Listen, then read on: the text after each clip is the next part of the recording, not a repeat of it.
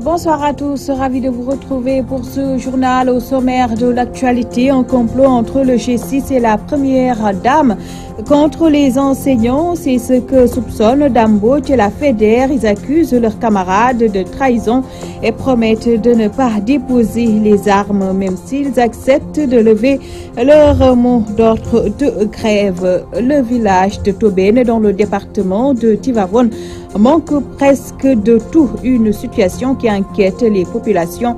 Elles exigent des infrastructures de base et interpellent directement le chef de l'État.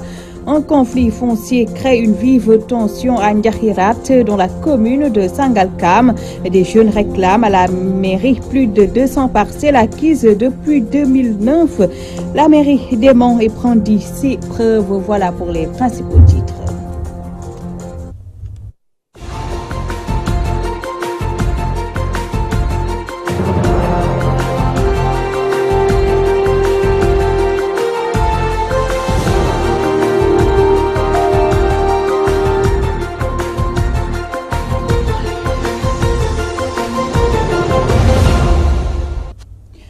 Le groupe des 6 a comploté avec la première dame sur le dos des enseignants. L'accusation vient de la FEDER. Dame Mbodj et compagnie parlent même de haute trahison. Malgré tout, ils ont décidé de lever leur mot d'ordre de grève. Les explications de Issatine.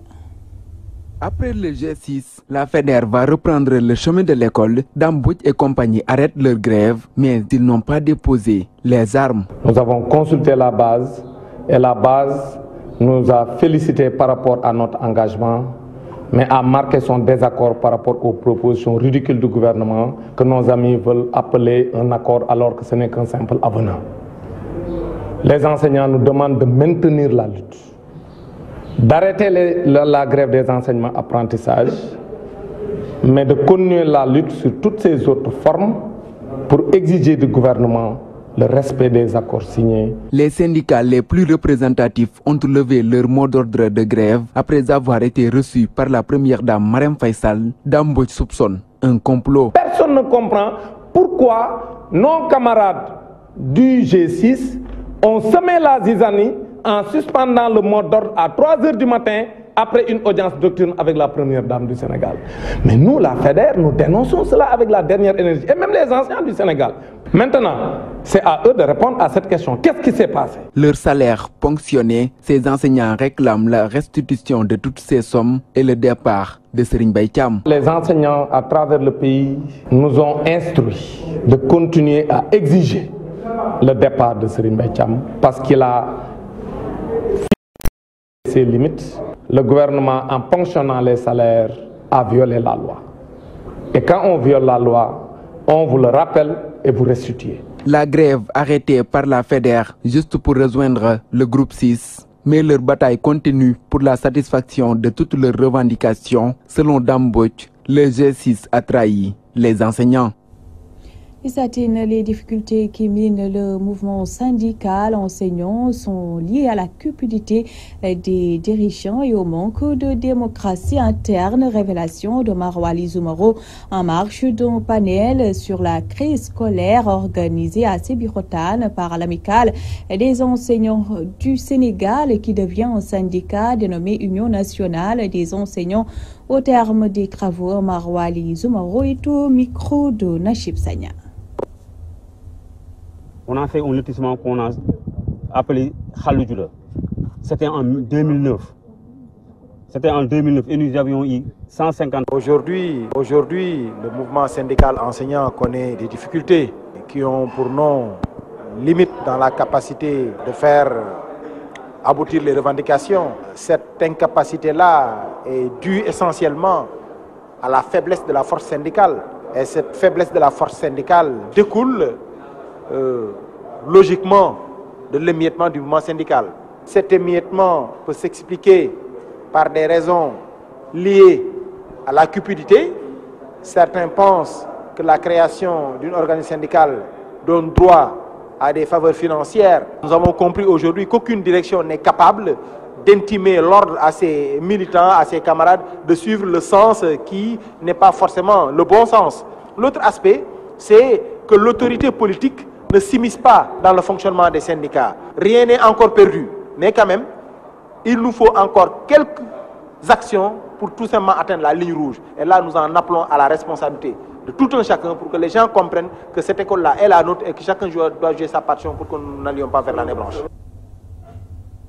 Je vous le disais en titre, le village de Tobène dans la commune de Meouane souffre d'un manque d'infrastructures de base. Ce que déplorent les habitants, ils interpellent les autorités dans ce reportage de Ibrahim Ndiaye. Pas de bonne route, pas d'électricité, ni de cases de santé. Ce manque d'infrastructures de base est le calvaire que vivent les populations de Tobène dans la commune de Meouane. Un calvaire qui n'a que trop duré selon le porte-parole des populations, Cheikh Top. Tobène fait plus de 300 ménages, plus de 5000 personnes y vivent.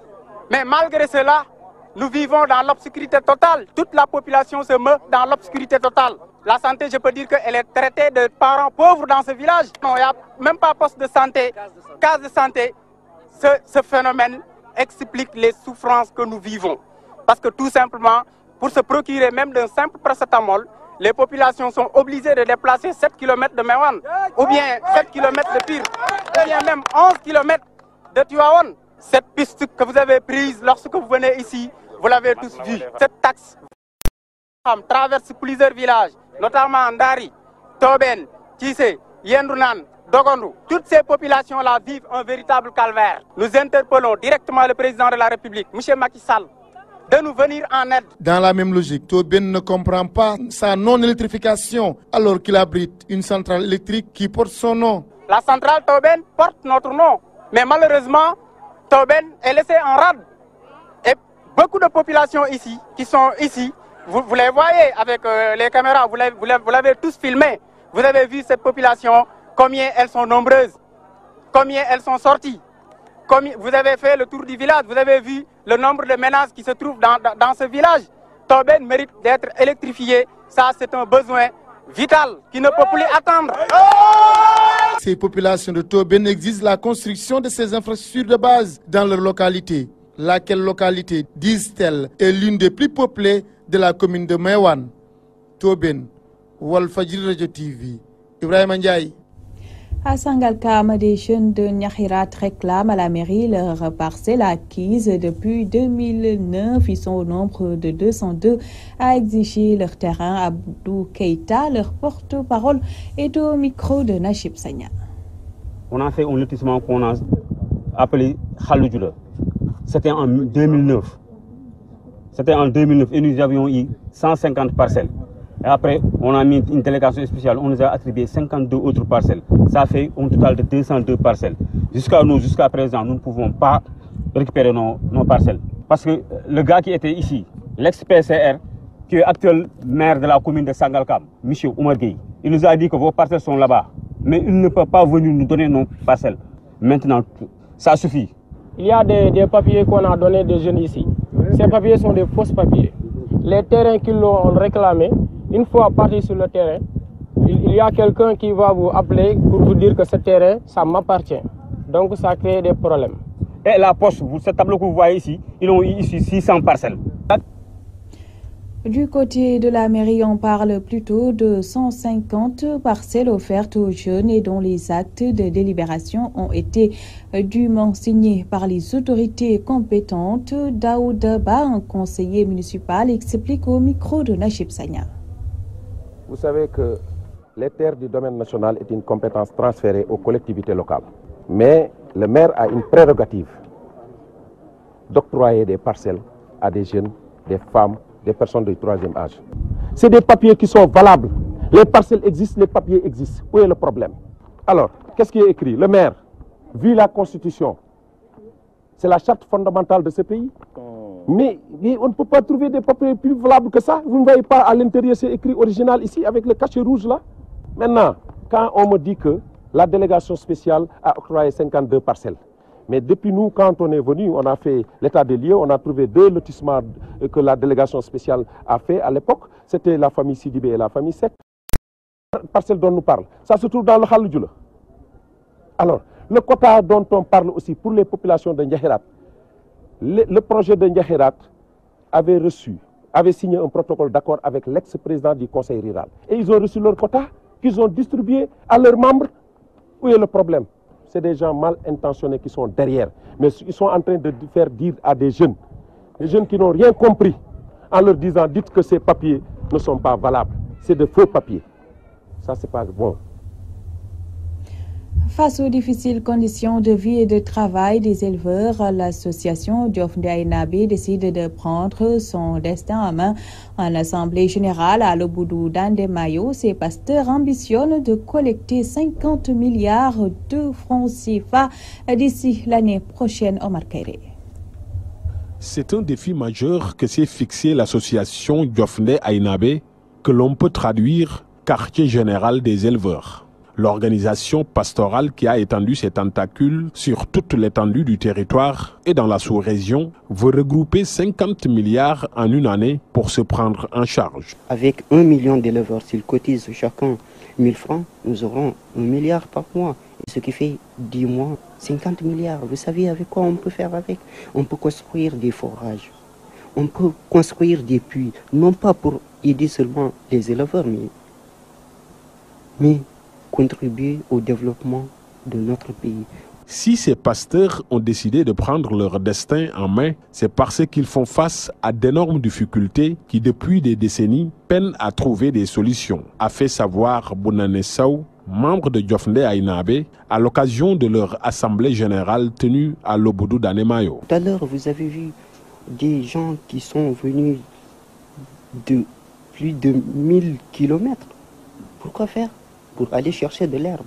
Ils n'ont même pas les moyens d'ajouter du foin, autant pour moi. Le gouvernement n'a pas fait les moyens nécessaires pour aller vers ces populations, pour aller faire de l'inspection pour savoir eux ce qu'ils vivent réellement. Comme le disait tout à l'heure le président, il y a eu des subventions, mais ces subventions, ils les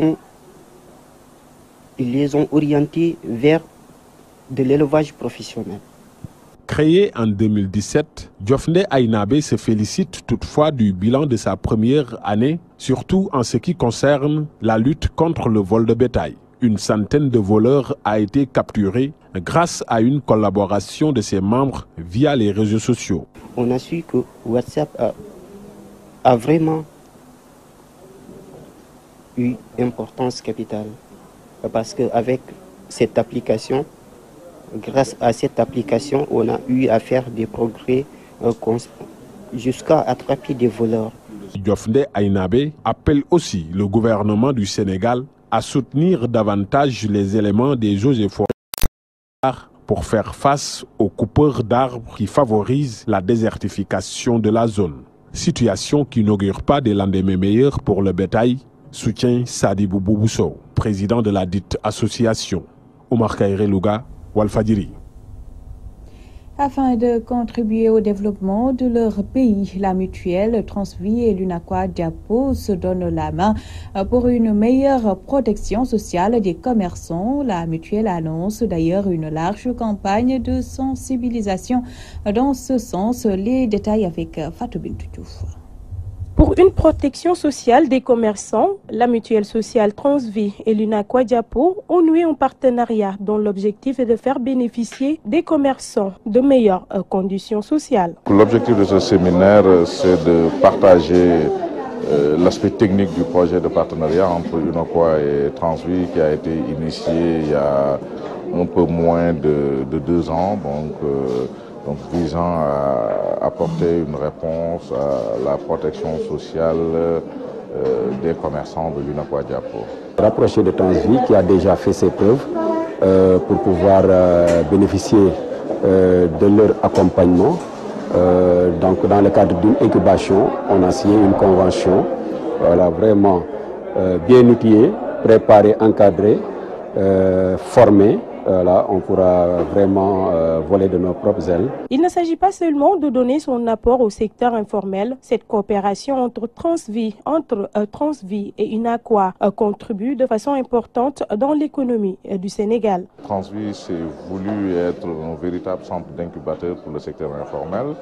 Donc avec comme cœur de métier l'assurance maladie. Donc le succès noté dans la prise en charge des acteurs du secteur des transports et sous l'impulsion du top management, Transvi a étendu ses tentacules vers les autres secteurs de l'économie informelle. Donc je pense que c'est un partenariat qui peut être profitable au secteur du commerce, qui peut être profitable aux entrepreneurs sénégalais et qui sera forcément profitable à notre pays. Parce qu'il s'agira de développer à une échelle très large la bonne distribution des produits de santé et des produits sociaux. Donc c'est forcément un partenariat qui permettra à notre économie de préserver ses parts de compétitivité et ses parts de croissance. Aïda Diouf, représentante des femmes de l'UNACOIS, a déjà démarré la campagne de sensibilisation. Les femmes sont une couche très faible de la société. Elles ont besoin de beaucoup plus de santé que les hommes. C'est pour cela que cette opportunité nous est venue très favorablement. On est même en train de faire ça avant. Bon, l'UNACOIS est représenté dans toutes les régions du Sénégal. Donc on va faire une sensibilisation très large, surtout autour des femmes et des jeunes. Informer et sensibiliser, tels sont les devoirs et même l'obligation de Transvi du Sénégal. Parlons politique avec les membres du Bureau national du Parti démocratique sénégalais qui poursuivent leur tournée dans l'est du pays. Ils entendent ainsi remobiliser les troupes avant d'aller au renouvellement de leurs instances. Selon eux, nul ne peut empêcher la candidature de Karim Wade aux prochaines élections. Soli pour Ramadabo. En tournée dans la partie orientale du pays, les membres du Bureau national du Parti démocratique sénégalais se félicitent de l'engagement et de la détermination des militants libéraux qui, debout comme un seul homme, ont réaffirmé leur engagement à reconquérir le terrain afin d'élire leur candidat dès le premier tour. Et pour ce faire, il faut une réorganisation, d'où le but de cette mission. Mamadou Lamine Thiam, maire de Kébémer. Cette tournée s'inscrit dans le cadre de délégation que le secrétaire général, Maître Abdoulaye Wade, a bien voulu dépêcher dans le pays. Nous sommes donc chargés de porter des messages au niveau des militants et de présenter aussi la nouvelle offre politique du PDS par rapport à la restructuration du parti. Vous trouvez un parti rénové. La plupart des structures que nous trouvons, ce sont des structures obsolètes. Nous disons que les militants du PDS ont ce qu'on appelle la culture de structure. C'est un parti dans lequel on vit, vous n'avez pas de secteur, vous n'avez pas de section, vous ne pouvez pas prétendre à une responsabilité. Tant bien même que vous assumez la réalité du parti. Dans toutes les bases, il est tendance de leur donner des responsabilités politiques et cela ne peut passer que par la vente des cartes. La candidature de Karim Meïssa Wade est-elle toujours à l'ordre du jour? Mamadou Lamine de répondre que nul ne peut empêcher leur leader de participer à cette compétition. Parce que vous êtes des karimistes, des femmes, des vieux et des hommes de dire nous attendons Karim Wade. Le parti a bien fait de l'investir parce que les Sénégalais l'attendent, les Sénégalais placent en lui notre espoir. En tout cas, c'est notre candidat. Le PDS a déjà fait ses investitures à son candidat et nous n'accepterons pas qu'un gouvernement ou qu'un parti nous empêche d'avoir notre candidat. Parlant du parrainage, le maire de Kébémer souligne que c'est un acte antidémocratique, un véritable recul démocratique qu'il faut combattre à tout prix. Le parrainage, nous trouvons antidémocratique. Le principe, ça fait une rupture de principe démocratique. On ne peut pas présager de qui sera candidat ou pas. On ne peut pas faire une présélection des candidats. Et dans son contenu même, ça contient encore des germes discriminatoires et des germes qui peuvent permettre d'éliminer les adversaires. C'est pourquoi nous luttons contre cela. Nous l'avons fait à l'Assemblée nationale. Nous avons déposé des recours. Nous allons voir ce que ça va donner. Et nous continuerons la lutte politique. Kédougou, Soli Bramadabo, Abla Chumerfal, pour la radio-télévision. L'État a toujours été absent à Kanyaro, constat fait par les populations en marge de la 26e édition des journées culturelles et économiques de ce village du département de Bignona. Une mobilisation communautaire autour du thème « Quelle éducation face à la crise des vaccins ?» La correspondance de Amadi Khalil Djemé. Ce fut l'occasion pour les différentes sections de la Fédération de Kanyaro éparpillées à travers le pays de faire montre de rivalité dans le cadre de démonstration des facettes culturelles locales. Une parade bien appréciée par le nombreux public. Les prestations des guerriers traditionnels qui ont fait étalage de leur pouvoir mystique ont constitué la grande attraction de cette manifestation.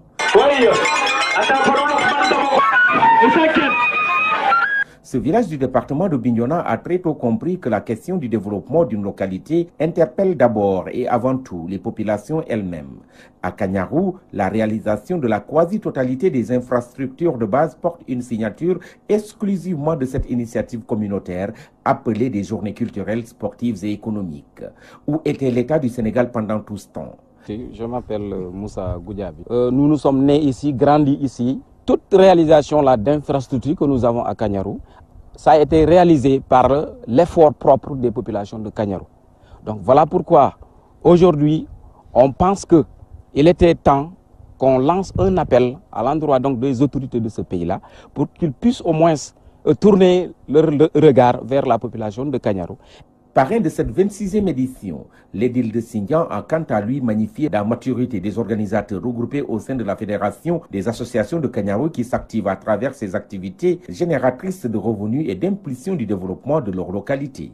Une prise de conscience majeure sur le développement qui, selon lui, est à saluer. Yankouba Sagnan. Une organisation pareille qui, chaque année, fait des réalisations, fait des merveilles. Elle a 26 ans d'existence, d'activité, de manière ininterrompue. Vous devez savoir que c'est une organisation, c'est une association qui a gagné en maturité, qui a gagné en expérience, mais qui a gagné en expertise. Ce sont des populations qui ont démontré qu'ils méritaient du respect. Aujourd'hui, il s'agit de leur rendre la monnaie.